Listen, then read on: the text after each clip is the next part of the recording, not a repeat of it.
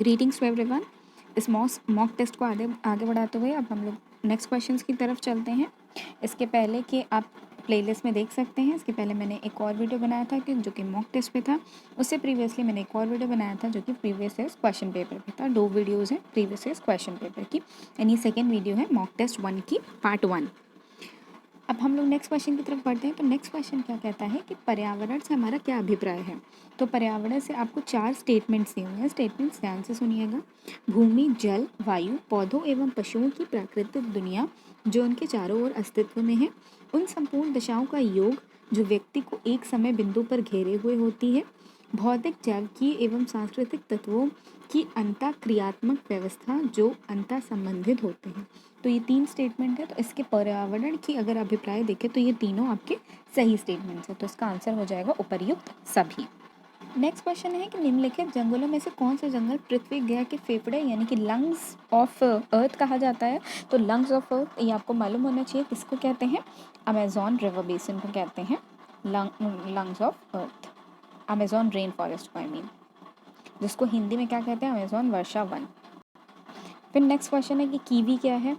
Kiwi उड़न अक्षम पक्षी जो केवल न्यूजीलैंड में पाया जाता है उसको कीवी कहते हैं। खाने वाली कीवी की यहाँ बात नहीं हो रही है, ठीक है, यहाँ पे वो जानवर की बात हो रही है, कीवी जानवर की।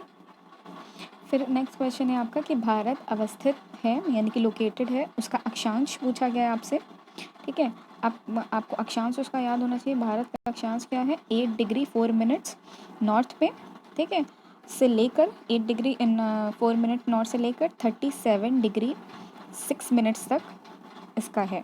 8 डिग्री 4 मिनट नॉर्थ से लेकर 37 डिग्री 6 मिनट नॉर्थ तक अक्षांश है इसका। और देशांतर क्या है, देशांतर है इसका 6 डिग्री 7 मिनट्स वेस्ट से लेकर 97 डिग्री 25 मिनट वेस्ट तक, पूरब, ठीक है। फिर अब नेक्स्ट क्वेश्चन हम लोग देख लेते हैं क्या है। विद्युत धारा किस उपकरण से नापी जाती है, यानी कि इलेक्ट्रिक करंट किससे नापा जाता है। एमीटर से नापा जाता है, यही क्वेश्चन था आपका। नेक्स्ट है कि थर्मोस्टेट का यूज़ क्या है, क्या प्रयोजन है। तापमान को स्थिर रखना। थर्मोस्टेट किस लिए यूज़ करते हैं, ताकि तापमान को स्थिर रखा जाए, स्थिर नहीं स्थिर रखा जाए, स्थिर, ठीक है, तापमान को स्थिर रखना। इसके बाद नेक्स्ट क्वेश्चन है कि श्याम विवर क्या होता है। श्याम विवर क्या होता है, 4 ऑप्शन है इसके। हवाई जहाज़ की उड़ान का अभिलेख, सूर्य का एक धब्बा, अंटार्कटिका की एक जगह, या सिमट गया तारा, ठीक है, यानी कि ब्लैक होल बेसिकली श्याम विवर लिखा हुआ है। इसका मतलब क्या है, ब्लैक होल, जो कि एक जब तारा मर जाता है तो वो क्या बना लेता है, वो ब्लैक होल बना देता है। और उसकी इतनी एक्सट्रीम उसकी ग्रेविटेशन होती है, उसका गुरुत्वाकर्षण इतना ज़्यादा होता है कि लाइट भी उसके सामने नहीं बच पाती। अगर उसके बगल से एक प्लैनेट जा रहा है या तो एक कोई भी स्टार जा रहा है जिसकी खुद की लाइट है, तो वो लाइट भी उसकी कैच कर लेगा और वो उस सितारे के पास फिर लाइट नहीं बची रह जाएगी और वो सितारे को भी कैच कर सकता है। फिर नेक्स्ट क्वेश्चन है, कृत्रिम उपग्रह पृथ्वी से सुस्पष्टता से ट्रैक किया जा सकता है। कैसे ट्रैक किया जा सकता है, डॉपलर इफेक्ट से, ठीक है। डॉपलर इफेक्ट आप सभी लोग ने क्लास 11th में पढ़ा होगा, मे बी क्लास 12th में भी पढ़ा हो। डॉपलर इफेक्ट क्या होता है, रिलेटिविटी पे ये बेस्ड है, ठीक है। तो इससे क्या हम लोग नाप सकते हैं, कृत्रिम उपग्रह पृथ्वी से सुस्पष्टता से ट्रैक किया जा सकता है कि ये कितनी रिलेटिव कितनी दूरी पर है।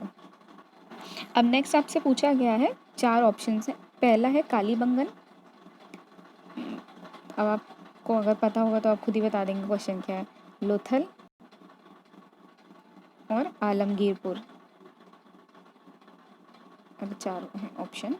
हुलास, ठीक है। तो क्वेश्चन असल में है, क्वेश्चन है कि निम्न में से सिंधु सभ्यता से संबंधित कौन से केंद्र उत्तर प्रदेश में स्थित हैं।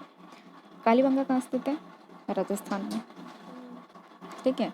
लोथल कहाँ स्थित है, गुजरात में स्थित है, डॉकयार्ड था ये। और आलमगीरपुर और हुलास कहाँ स्थित है, आपका उत्तर प्रदेश में स्थित है। तो मेरे बिना क्वेश्चन बोले जो लोग समझ गए हैं उनको बहुत बहुत शुभकामनाएं एग्जाम्स के लिए। अब नेक्स्ट क्वेश्चन है चनहूद्रो का, ठीक है। अब ये बताइए आप मुझे कमेंट करके चनहूद्रो कहाँ है। चनहूद्रो के उत्खनन का निर्देशन किया गया था, किसने किया था, J.H. मैके ने। किसने किया था, J.H. मैके। फिर एक बहुत सिंपल सा क्वेश्चन है कि कौन सा वेद सबसे प्राचीन है। हम सब जानते हैं ऋग्वेद सबसे प्राचीन है। तो मैं आपसे एक क्वेश्चन शेयर करना चाहूँगी जो मेरे एक एग्ज़ाम में पूछा गया था और जिसका आंसर मुझे अभी तक नहीं मिला है, बट मैं अपना अंदाज़ा लगा के कह रही हूँ कि उसका आंसर क्या होगा। तो क्वेश्चन था कि लिंग वर्शिप यानी कि लिंग को पूजना किस वेद में बताया गया है। तो आप मुझे बताइए, ये ऋग्वेद में है, अथर्ववेद में है, यजुर्वेद में है या सामवेद में है। सामवेद में तो म्यूज़िक के बारे में बताया गया है, इतना तो मुझे पता है कि सामवेद नहीं हो सकता क्योंकि उसमें म्यूज़िक के बारे में बताया गया है। फिर अथर्ववेद में जादू टोने से रिलेटेड बताया गया, तो अथर्ववेद में भी इसकी पूजा नहीं हो सकता है, अथर्ववेद में बताया गया हो।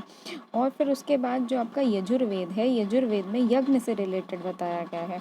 तो मुझे शायद लगता है कि शायद लिंग वर्शिप को यजुर्वेद में बताया गया हो, क्योंकि ऋग्वेद में क्या है कि ऋग्वेद में तो सारे आपके भजन दिए हुए हैं, तो उसमें तो लिंग वर्शिप के बारे में नहीं होगा।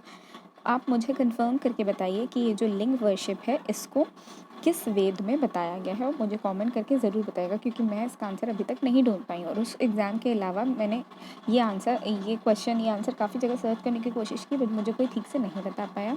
अगर आप में से कोई भी जानता हो तो please let me know in the comment section. Thank you. अब नेक्स्ट क्वेश्चन है कि लाहौर में गजनवी वंश का अंतिम शासक कौन था। तो उसका नाम था खुसरो मालिक। ये कहाँ राज करता था, ये लाहौर में राज करता था और ये गजनवी वंश का अंतिम शासक था। देखिए हिस्ट्री से तो बहुत क्वेश्चंस आते हैं, तो इसलिए हिस्ट्री हम आराम से प्रिपेयर करके जाइए। ओके, निम्नलिखित में से कौन सा अधिकारी अलाउद्दीन खिलजी के बाजार नियंत्रण से संबंधित नहीं था। तो पहला ऑप्शन है दीवान रियासत, दूसरा ऑप्शन है शहनाई मंडी, तीसरा ऑप्शन है बरीदे मंडी और चौथा ऑप्शन है दरोगाए मंडी। तो दरोगा जैसा कि आपको दिख रहा है, दरोगा जो होगा वो आपके बाज़ार में तो होगा नहीं, ठीक है, बाज़ार नियंत्रण तो संभालेगा नहीं। कौन संभालेगा, दीवान संभालेगा, शहनाई संभालेगा, बरीदे संभालेगा। तो दरोगा ही आपका कट हो जाएगा।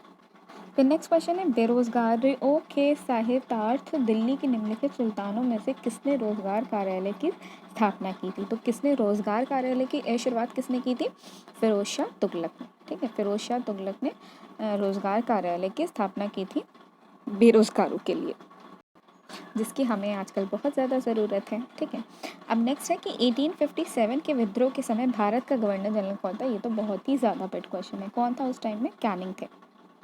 कौन था, कैनिंग। ओके, नेक्स्ट है कि निम्नलिखित में से किन दलों की स्थापना डॉक्टर भीमराव अम्बेडकर ने की थी। तो किसकी किसकी स्थापना की थी भीमराव अम्बेडकर ने।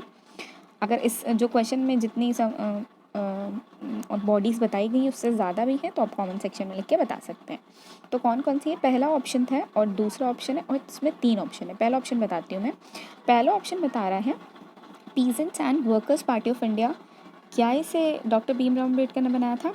All India schedule caste federation, all India schedule caste federation, फिर नेक्स्ट है इंडिपेंडेंट लेबर पार्टी। तो ये जो सेकंड और थर्ड है ये तो भीमराव अम्बेडकर ने बनाई थी, लेकिन peasants and workers party of India इसे भीमराव अम्बेडकर ने नहीं बनाया था। इसको किसने बनाया था, ये कमेंट सेक्शन में मुझे लिख के बताएं। फिर है 1902 में, ये क्वेश्चन आई थिंक रिपीटेड है। Thank you.